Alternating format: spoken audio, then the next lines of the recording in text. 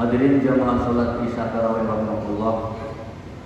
Setelah membacakan puji syukur kita kehadirat Allah Subhanahu wa taala, salawat dan salam semoga tetap tercurah limpahkan kepada junjungan alam Nabi kita Nabi Agung Rasulullah Muhammad sallallahu alaihi wasallam. Merajut keimanan untuk menggapai berita-berita dari Allah sampai punya suasana yakin. Untuk meyakinkan berita Allah sampai saat ini manusia menanggapinya dengan iman tingkatan-tingkatan yang berbeda-beda.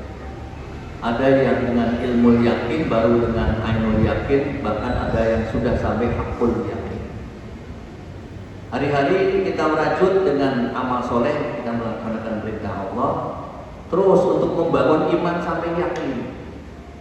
Manakala ada perintah ibadah kepada Allah, itu ujung ataupun puncaknya wa'bud rabbaka hatta ya'tiyakal yaqin. Nyembahlah kamu kepada Tuhanmu sampai datang yakin kepada. Yakin ini kalau dalam definisi fikih al-yakin la yuzalu bisyak. Yakin tidak bisa dihilangkan, disirnakan oleh mang-mang dan ragu-ragu. Kalau melihat tafsir dari ayat ini, al-yakin wa al-maut. Yakin adalah kematian. Jadi ibadahlah kamu kepada Allah sampai saatnya mati. Buktikan kita mati pasti yakin, Pak. Tentang berita kubur, berita akhirat. Baru orang setelah yakin ketika meninggalkan dunia ini. Contoh Fir'aun.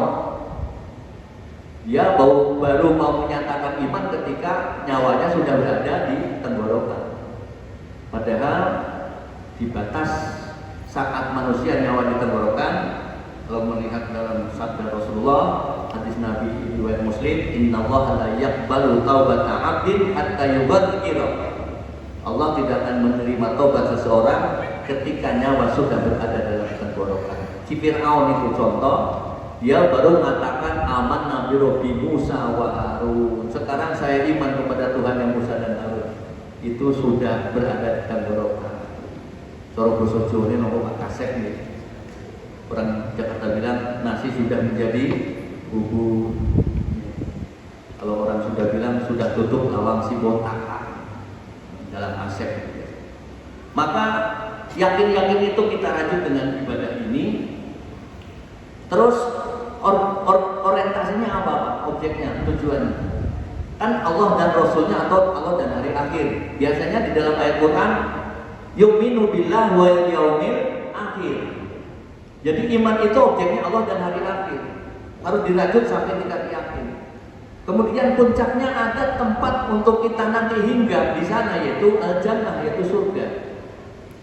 Maka ketika berbicara orientasi ibadah kepada Allah karena Allah, otomatis juga di sana karena ada janjinya Allah, yaitu jannah, surga. Maka manakala kita beribadah mengharapkan surganya Allah, itu pun sama, dia beribadah karena Allah, karena surga adalah janji-janjinya dari Allah. Ini nyuwun sewu sampai sekarang. Surga di dalam ayat Quran gambarannya bapak-bapak bisa dibayangkan dalam bentuk terjemahan, tapi belum bisa dibayangkan dalam bentuk pikiran. Coba dalam versi Quran tentang surga bapak-bapak. Jadi kalau bahasa orang Jawa angin lamun masih nggak bisa bercanda gitu bahasa-bahasa.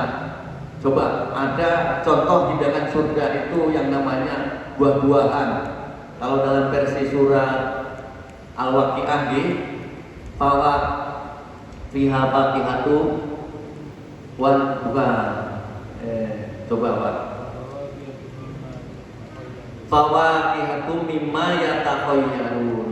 Ada buah-buahan dari apa yang panjenengan kersake, mau pilih mana. Lalu dibuka lagi surat Baqarah.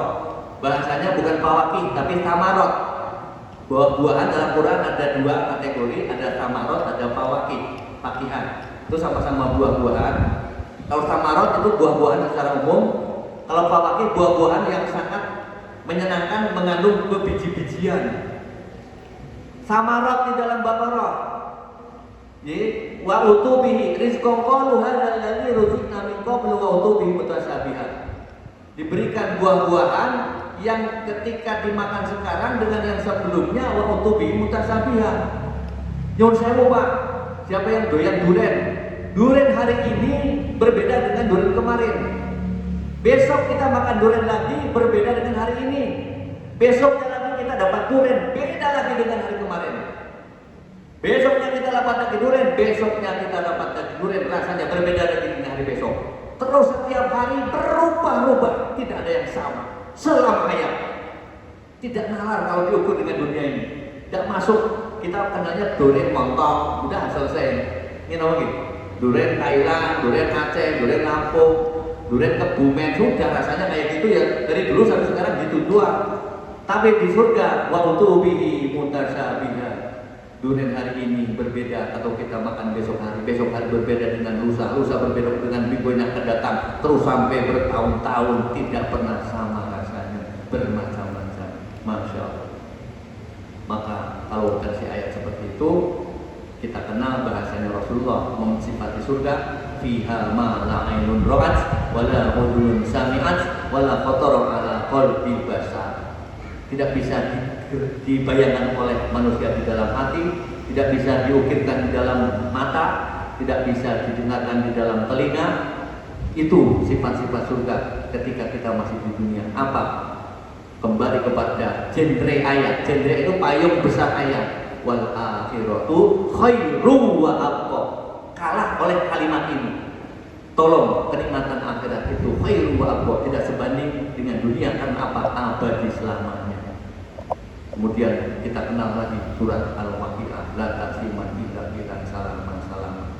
Sifat di surga, makan buah duren sak blondong, buah blondong sak truk, tidak akan pernah mencret. Di dunia bapak-bapak kena darah tinggi lalu stroke, itulah di dunia ada sakitnya. Di akhirat tidak pernah sakit. Ini penting diberitakan. Kemana kita arahnya? Mari kita menuju kepada ajakan Allah, karena Allah mengajak yad'u ila darussalam. Allah sendiri mengajak kita untuk menuju Darussalam, yakni surga Allah Subhanahu wa taala. Mengatakan para bapak Ibu, saat-saat ibadah akhir tolong saya beri pesan nggih. Biasanya orang mau selesai itu biasanya datang sifat bosan, Pak. Nggih, bosan yang biasanya acuh, tengah-tengah itu mulai suntuk biasanya bosan. Orang tua ulama sepuh mengatakan kalau sudah saatnya bosan, tolong tahan sebentar lagi mau sukses.